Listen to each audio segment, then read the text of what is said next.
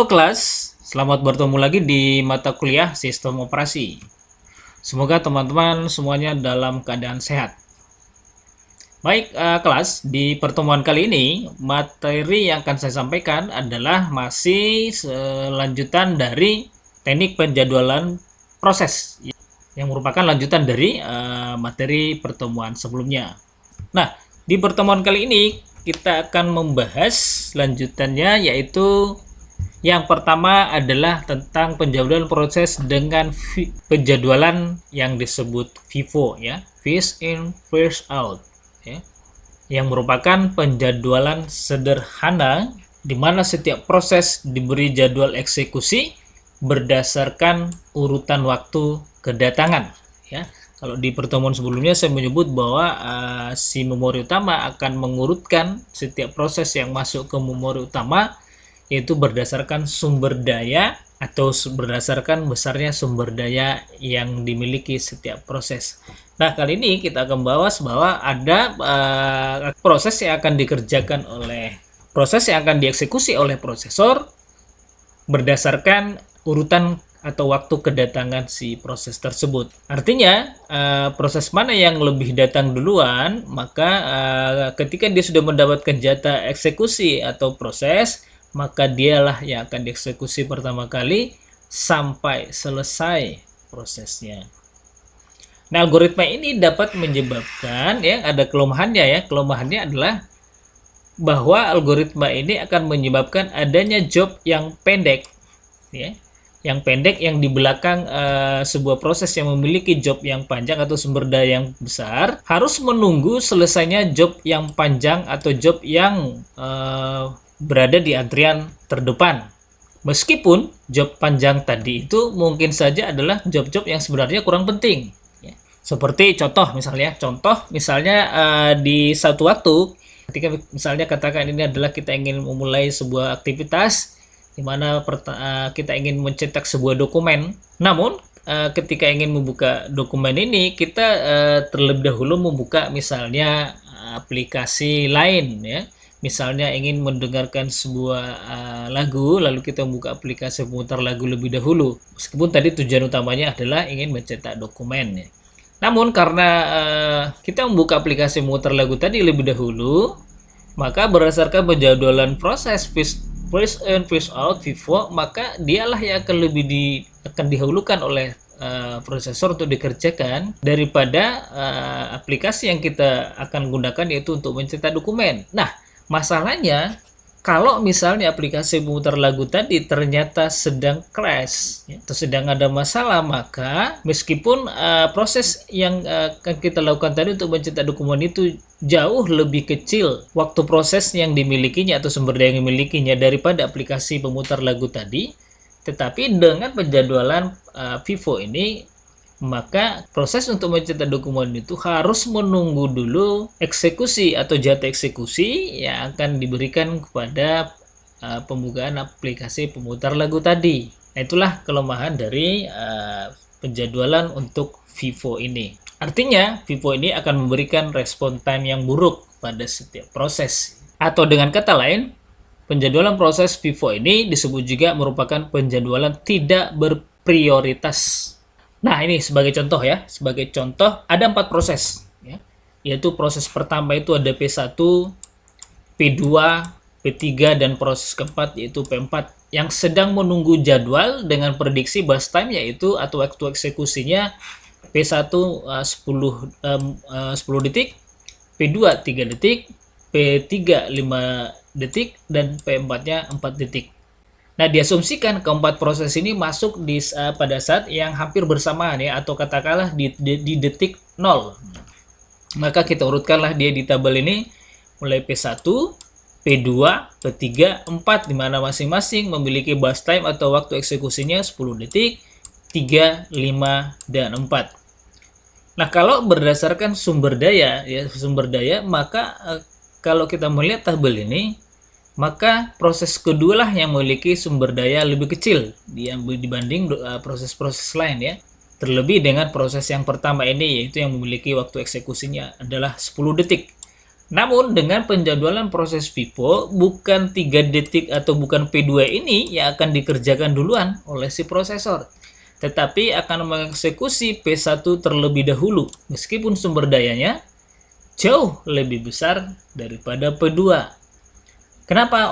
Karena sifat penjadwalan proses FIFO itu, yaitu di mana dia akan mengerjakan mana proses yang lebih datang duluan, atau mana proses yang lebih duluan datang masuk, maka itulah yang lebih dulu untuk dieksekusi. Nah, kalau kita gambarkan dalam bagan, kira-kira seperti ini dia urutan masuknya ya. P1 ya, tadi sama-sama masuk, kita sebut tadi di detik ke 0 ya.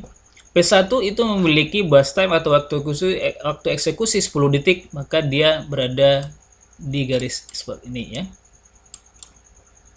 Sedangkan P2 dia 3 detik. Ya.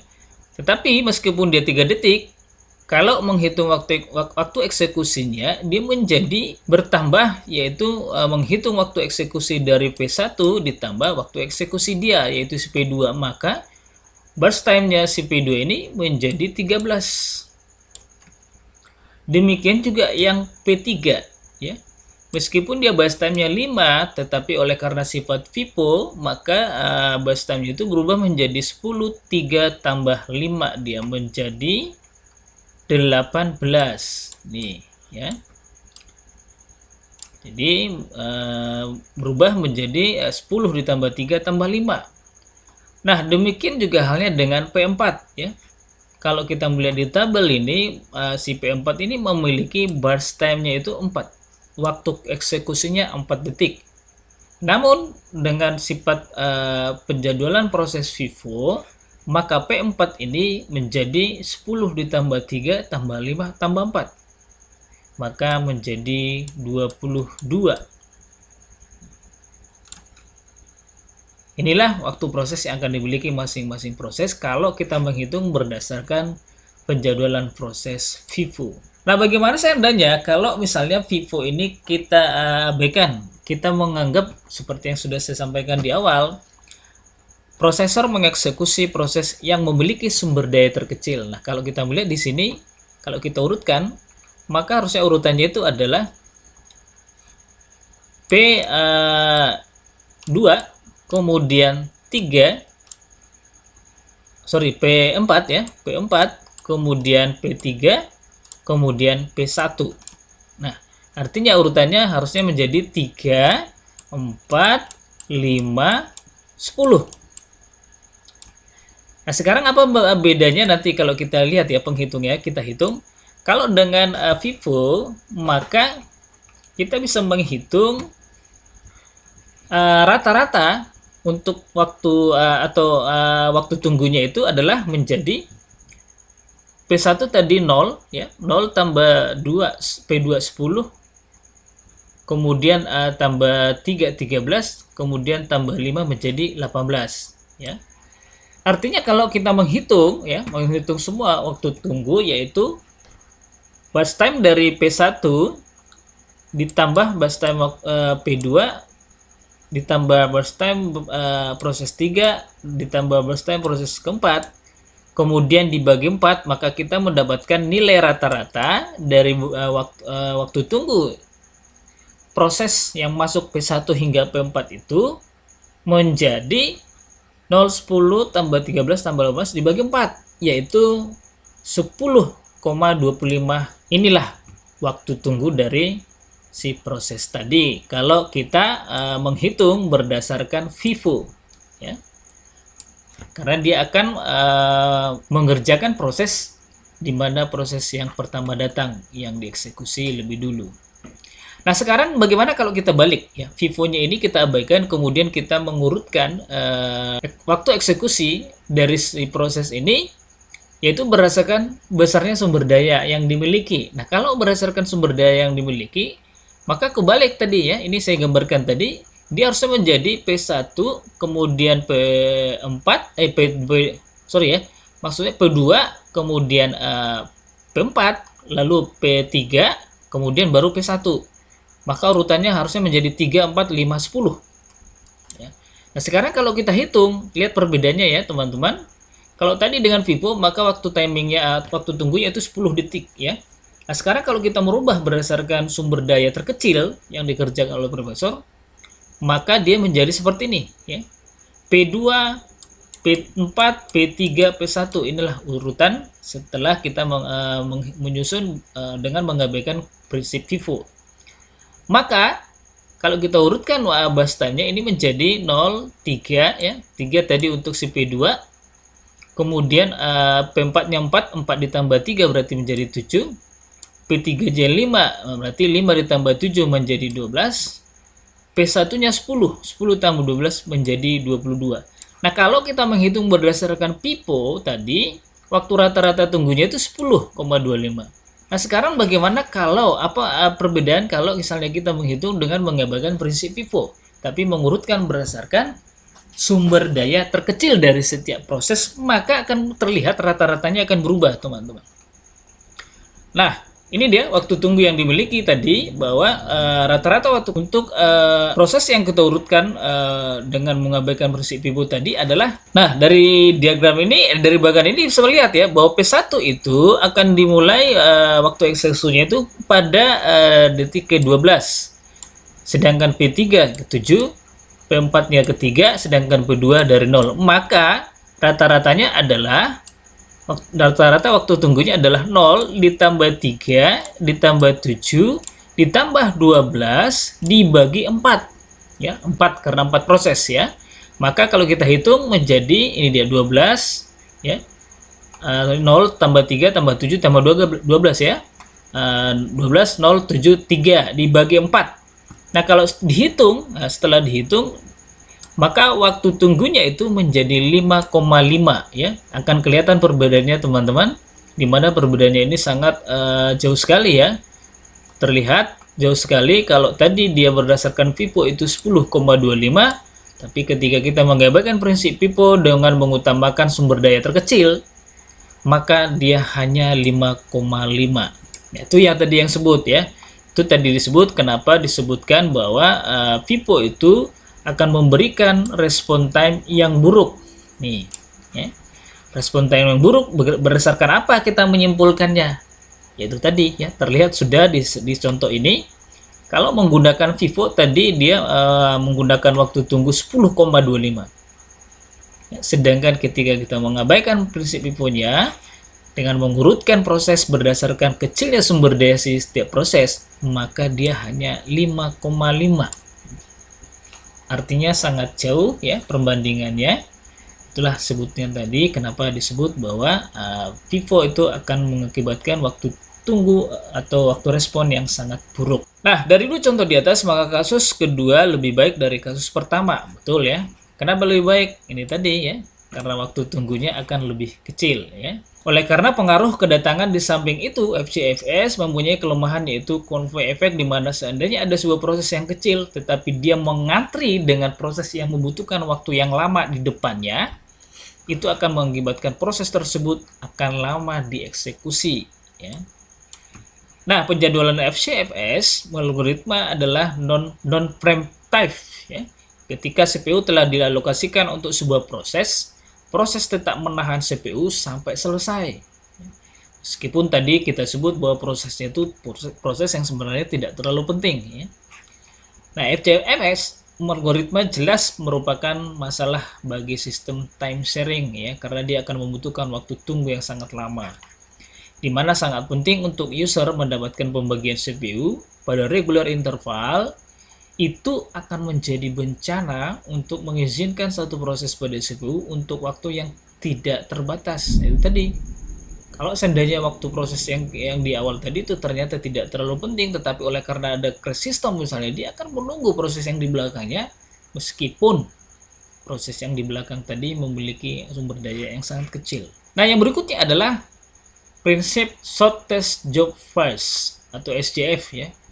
Nah, penjadwalan SJF ini, proses yang mempunyai bus time atau waktu running yang paling pendek akan dijadwalkan terlebih dahulu dieksekusi sampai selesai. Nah, artinya kalau di FIFO tadi dia mengutamakan yang duluan datang, proses yang terlebih dahulu datang atau masuk, Sedangkan untuk SJF ini, dia akan mendahulukan proses yang memiliki waktu running yang paling pendek. Nah, itulah yang akan diantrikan terlebih dahulu di memori utama untuk dieksekusi kemudian hingga selesai. Nah, kalau kita contohkan misalnya seperti ini ya, diketahui misalnya ada proses 1, waktu kedatangannya itu di menit ke 0, kemudian waktu tunggunya 7.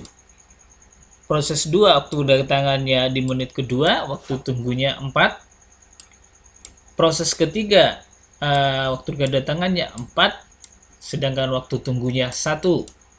Proses keempat, dia waktu kedatangannya 5, waktu tunggunya 4. Nah, sekarang kita lihat. Kalau kita melihat proses ini ya di tabel ini, maka kalau berdasarkan FIFO, maka P1 lah yang kemudian lebih dulu dieksekusi ya. Karena dialah yang lebih duluan datang, yaitu di menit, maksudnya di detik ke 0 ya.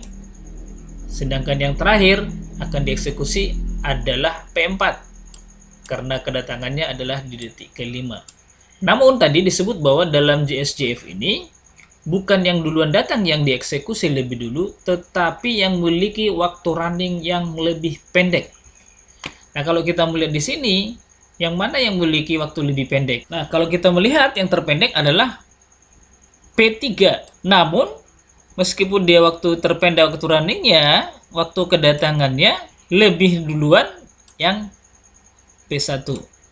Maka kalau berdasarkan sistemnya SJF ini, tetap yang dilakukan pertama kali diurutkan di urutan pertama adalah P1. Nah, yang pertama ya, waktu pertama yaitu proses yang pertama ini tadi memiliki waktu atau waiting time-nya itu adalah 0 ya. Karena dia datang itu di detik ke 0. Kemudian yang terkecil tadi yaitu yang berikutnya adalah P3. Yaitu P3 datang di menit keempat, tetapi dengan burst time-nya itu 1 detik. Maka dia didahulukan daripada P2, sedangkan P2 tadi memiliki burst time 4 dengan waktu kedatangan yaitu 2 dan selanjutnya. Nah, setelah disusun seperti ini, maka kita menghitung waiting time-nya, yaitu 0 ditambah 6 ditambah 3 tambah 7 dibagi 4, di mana 0 itu tadi waktu kedatangannya SP1, 6 ini adalah waktu kedatangannya SP2, maka didapatkan rata-rata waiting time di sini adalah, nah, SJF dikatakan adalah algoritma yang paling optimal ya dibanding FIFO ya, karena ia memberikan rata-rata minimum waktu tunggu untuk kumpulan dari proses yang mau ngantri ya. Jadi dia tidak mendahulukan proses yang datang, tetapi mendahulukan yang memiliki waktu running ya, waktu running yang lebih rendah. Dengan mengeksekusi waktu yang paling pendek baru yang paling lama, akibatnya rata-rata waktu menunggu akan lebih menurun. Hal yang sulit dengan SJF algoritma adalah mengetahui waktu dari proses berikutnya. Untuk penjadwalan long term lama di sistem batch, kita bisa menggunakan panjang batas waktu proses yang user sebutkan ketika dia mengirim pekerjaan. Jadi oleh karena si SJF ini sering digunakan oleh penjadwalan long term, walaupun SJF optimal tapi dia tidak bisa digunakan untuk penjadwalan CPU short term ya. Kenapa? Karena tidak ada jalan untuk mengetahui panjang dari CPU bus berikutnya. Nah, salah satu cara untuk mengimplementasikannya adalah dengan memprediksikan CPU bus berikutnya. Ya, jadi tidak ada waktu yang pasti untuk CPU busnya. Nah, yang berikutnya adalah Highest Response Ratio Next atau HRRN. Ini merupakan penjadwalan proses yaitu non-preemptive yang menggunakan prioritas dinamis. Penjadwalan ini memperbaiki short job phase atau SJF, di mana prioritas proses tidak hanya merupakan fungsi waktu layanan, tetapi juga jumlah waktu tunggu prosesnya. Nah, kalau kita melihat HRRN ini, ya prioritas dinamis dihitung berdasarkan rumus di mana prioritas didapatkan berdasarkan dari waktu tunggu ditambah waktu layanan yang digunakan dibagi waktu layanan.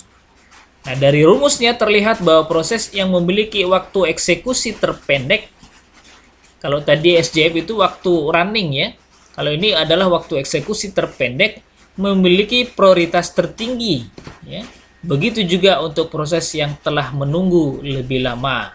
Nah, ini dia kalau kita contohkan ada proses 1, 2, 3 di mana waktu kedatangannya 0, 4, 3 dan burst time-nya masing-masing 5, 3, 4. Maka di manakah proses berikut ini yang memiliki waktu eksekusi yang terpendek? Ya, kalau kita melihat ini burst time-nya memang 3 ya, yang P2, tetapi waktu kedatangannya 4 ya, di detik keempat.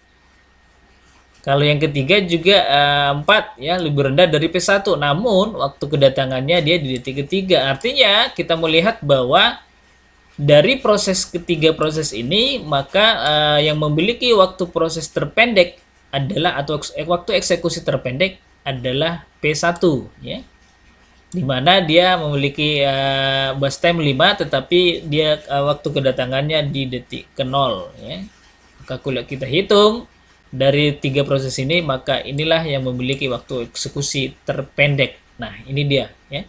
Maka dalam jengkat ini digambarkan bahwa P1 lah yang kemudian menjadi prioritas eksekusi prosesnya.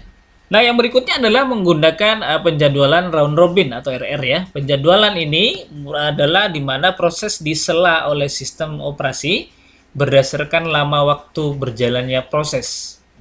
Berdasarkan lama waktu berjalannya proses. Semua proses dianggap penting dan diberi jatah waktu pemakaian prosesor yang disebut dengan time slice ya, atau kuantum. Nah, ketentuan algoritma dari round robin ini adalah jika kuantum habis pada proses belum selesai, maka proses akan dialihkan statusnya menjadi ready ya, dan penjadwal akan dijalankan untuk memilih proses lain untuk dieksekusi. Nah, kemudian jika kuantum belum habis dan proses sedang menunggu suatu event ataupun operasi input-output, maka satu proses dialihkan menjadi blok dan penjadwal akan dijalankan untuk memilih proses lain terlebih dahulu untuk dieksekusi. Nah, kemudian jika kuantum belum habis tetapi proses telah selesai, maka proses diakhiri dan penjadwal akan dijadwalkan untuk memilih proses lain untuk kemudian dieksekusi. Nah, kalau kita melihat tabel berikut, di mana P1 itu memiliki burst time 24, P2 4, P3 3. Nah, dengan asumsi quantum time-nya itu adalah 4 detik. Maka dalam diagram ini kita bisa menggambarkan di mana P1 itu berada pada urutan pertama, P2 di urutan kedua, P3 di urutan ketiga. Namun, yang lebih duluan selesai, yang dulu saya bukan P1 meskipun dia lebih duluan dieksekusi, tetapi adalah proses yang kedua ya.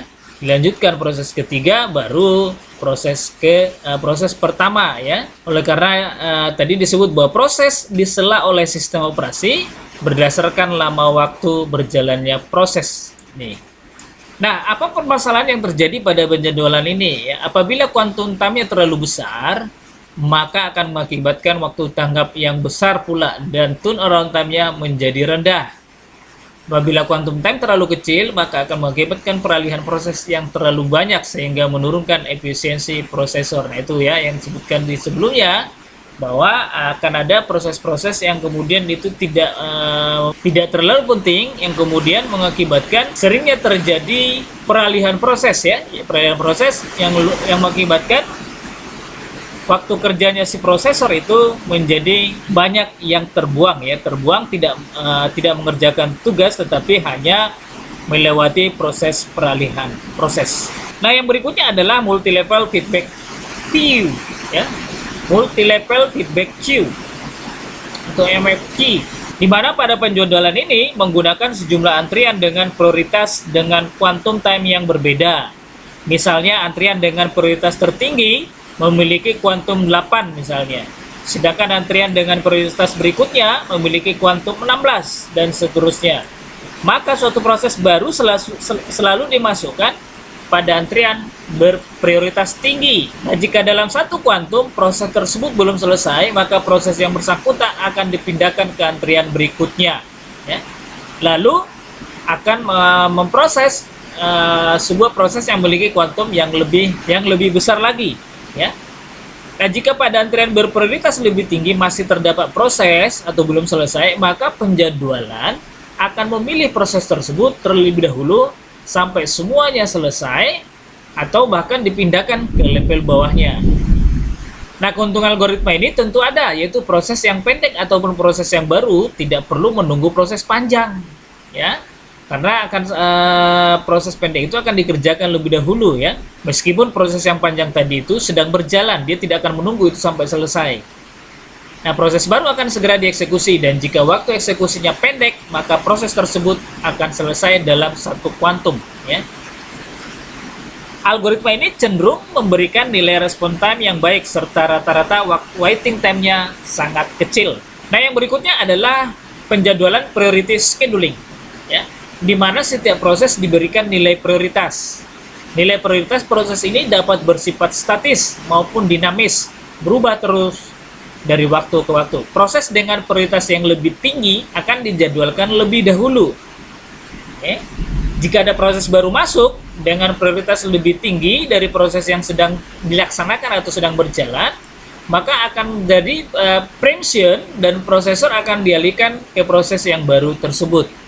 Nah, ini dia. Jadi ada priority scheduling, ya, meskipun ada proses sedang berjalan, tapi ketika proses yang baru masuk tadi memiliki prioritas lebih tinggi, maka akan terjadi preemption di mana prosesor akan mengambil alih proses yang baru datang tadi dikerjakan, baru proses yang sedang berjalan sebelumnya. Nah, priority scheduling ini memiliki kelemahan, ya, ada masalah, ya. Masalahnya itu kalau dia sering melakukan preemption, ya, maka akan menjadi starvation di mana proses-proses dengan prioritas rendah akan terus-menerus menunggu, ya. Akan terus-menerus menunggu meskipun dia sudah dijalankan, oleh karena si prosesor akan kembali memprioritaskan proses-proses baru tadi, ya, yang kemudian dikategorikan sebagai prioritas yang lebih tinggi yang terus berdatangan, ya. Nah, solusinya adalah dengan menggunakan konsep egging, yaitu meningkatkan prioritas proses yang sudah berada pada antrian setiap waktu. Nah, berikutnya adalah Guided Scheduling, ya, atau GS. Di mana pada penjadwalan ini berupaya memberi tiap pemakai daya pemroses yang sama, ya. Jika terdapat n pemakai, tiap pemakai mendapat 1/n daya. Jadi setiap pemakai, misalnya di mana terdapat n pemakai, tiap pemakai tersebut akan mendapat 1/n daya pemroses, ya. Sistem merekam besar waktu pemrosesnya yang telah digunakan proses sejak login dan jumlah waktu pemroses yang digunakan seluruh prosesnya, ya.